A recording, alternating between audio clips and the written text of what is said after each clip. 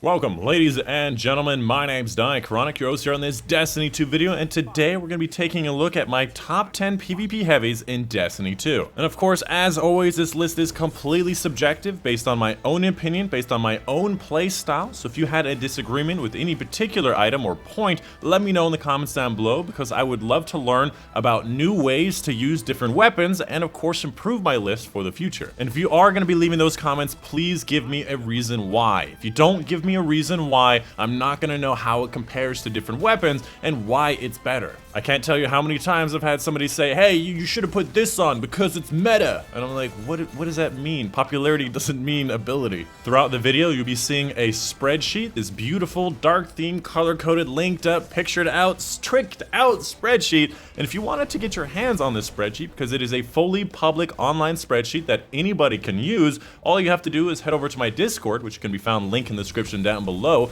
and in the channel called #YouTube Twitch around the date that this video came out, which should be February 16, 2020, be finding a link to this particular spreadsheet, and pinned in that channel a link to all the 3 different types of spreadsheets. And you know me, my spreadsheets are the best of the best. And if you guys like the spreadsheets and you want them to continue at the rate and the quality that they are now, I'm gonna need your help. So find the link in the description down below to my Patreon, check it out. There's a bunch of incentives over there, but honestly the biggest incentive is that I will be able to continue doing my spreadsheets, my videos, my live streams, my Twitter, Discord, and all that whatnot at the rate that I am doing it now. Because the fact of the matter is, if I have to get a part-time jobs, the spreadsheets are going to be the first thing to go. 10 to 20 hours just on the spreadsheets alone every week is not very viable if I'm trying to make a living. Anyways, getting out of that serious patch of the video, here's some cute animals on screen while I talk about the giveaway that I have going on right now, where you can win yourself an Astro A40 headset, Blue Microphone product, or Kontrol Freeks gift code to their store. And of course, thank you to those sponsors for providing those things for us so that we can get some pretty cool swag.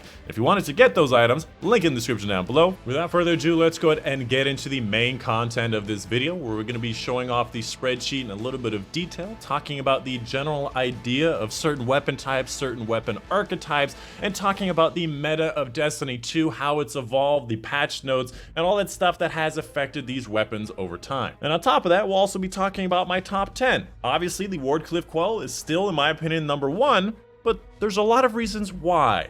So we're going to be talking about that in this video. So what I like to do in these videos is start up by talking about the lesser used types of weapons and working my way up through the rankings. So first off, let's talk about these swords. In general, swords don't really have a place in either PvE or PvP because of the fact that they are too high risk and not a lot of reward. The blocking functionality is not really worth the ammo, and it doesn't really protect you from that much. The kill potential is obviously a lot higher, being that you could probably get 7 kills with a single heavy ammo brick, but again, it's not worth it because you have to get very close and you might as well just be using a shotgun. The best in class is going to be the Black Talon because of the fact you can press the heavy button to fire a projectile, which is obviously a non-sword attribute, being able to fire a explosive projectile, but in that case you might as well just be using a rocket launcher because that's what a rocket does. Next up, let's talk about shotguns. Legend of Acreus, pretty much able to kill any super no matter what in the game with one shot. Tractor cannon allowing you to turn off any super in the game and boot people off of edges. Now,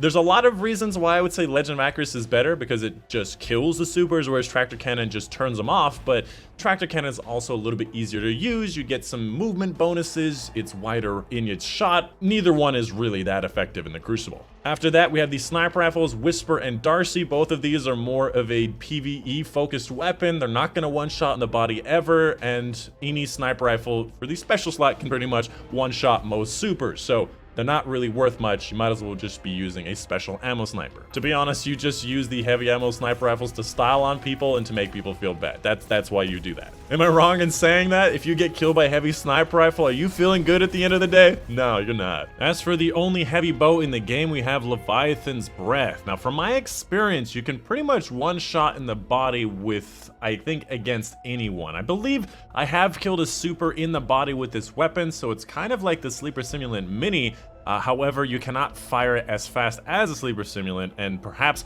the travel time might be an issue sometimes. Maybe there's more aim assistance.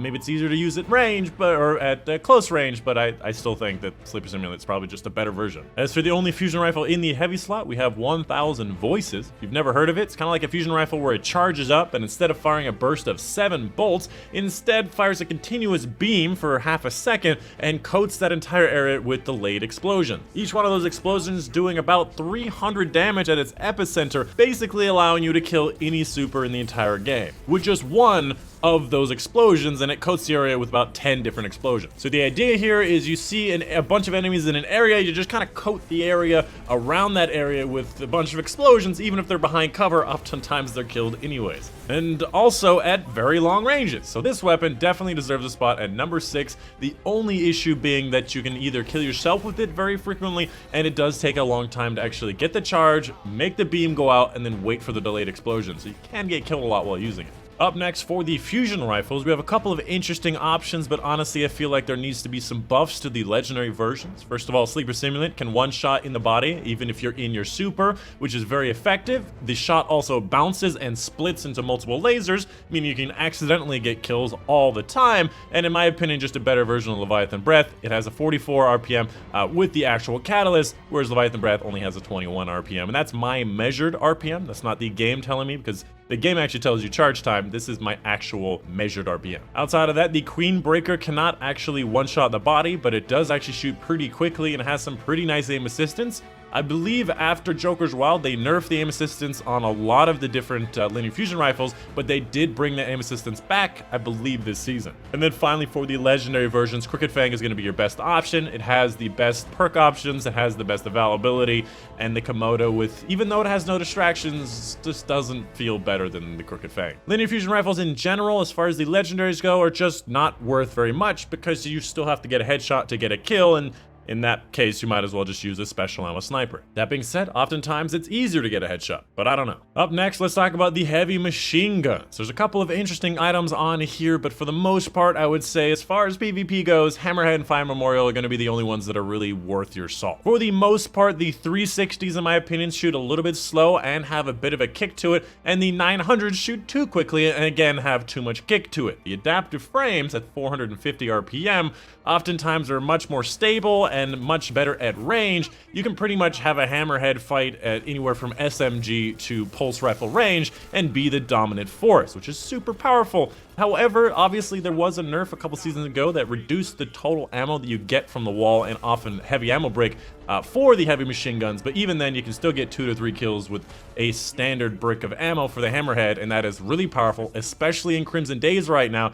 This thing has been tearing it up, absolutely just deciding who wins the round. And the final thing I will say is that Thunderlord, just the increased fire rate's not really a PvP thing, and it's a bit too recoily to really use. And the final thing I'll say is that Thunderlord is not really much of a PvP weapon. It does have increased fire rate, but the recoil is a little bit difficult to handle as compared to the Hammerhead, and for the same reason, I don't think it has a place. Coming up at the second best type of weapon in the Crucible right now, in my opinion, of course, is going to be the grenade launchers, the best in class being the edge, transit, and play of the game, for a lot of reasons. First of all, they have a pretty good velocity, they have a decent blast radius, they have great perk options, and great availability. And yes, I say availability, because availability, it just is not as fun. As far as the other grenade launchers go, having a faster fire rate is really not that much benefit in the Crucible, and the downside of having less velocity and less blast radius is definitely something that's a deleterious effect to this, and I would say sometimes these things are a little bit harder to get than these things.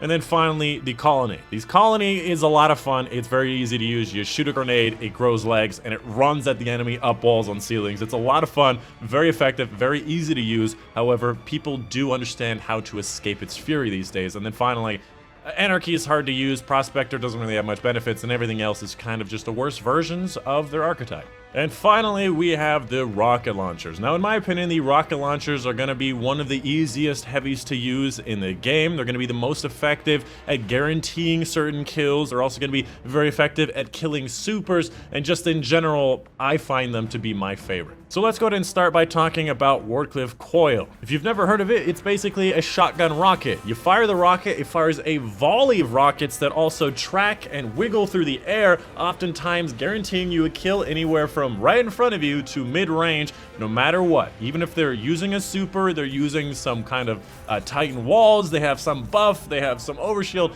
they're gonna die in that range because this thing does a lot of damage in a big area. And that is gonna be the best part about it. It's very easy to use at that range, and it's very effective at taking out pretty much every super in the game very easily. Now, maybe perhaps you're wondering why the Truth is at number 2. I do have a good reason for it. You know, a lot of people will argue that the Truth is better for a lot of reasons. First of all, it's built to be a great rocket launcher. It has the auto tracking when you aim down sights. It has the proximity detection, so you can guarantee kills even if it's right next to the target. And on top of that, it always comes out with one more rocket than all of the other rockets. From a personal brick or a personal off the wall, you get 3 ammo, and from a shared ammo, you get 2 ammo. So you always get one more than the others, and you oftentimes could get more kills if you have individual battles. That being said, Wardcliff Coil, like I said, it's like a shotgun rocket. If you have 2 enemies in front of you, you're guaranteeing almost 2 kills. Now, the Truth also has, you know, blast radius. It is an explosive weapon. It can get multiple kills, but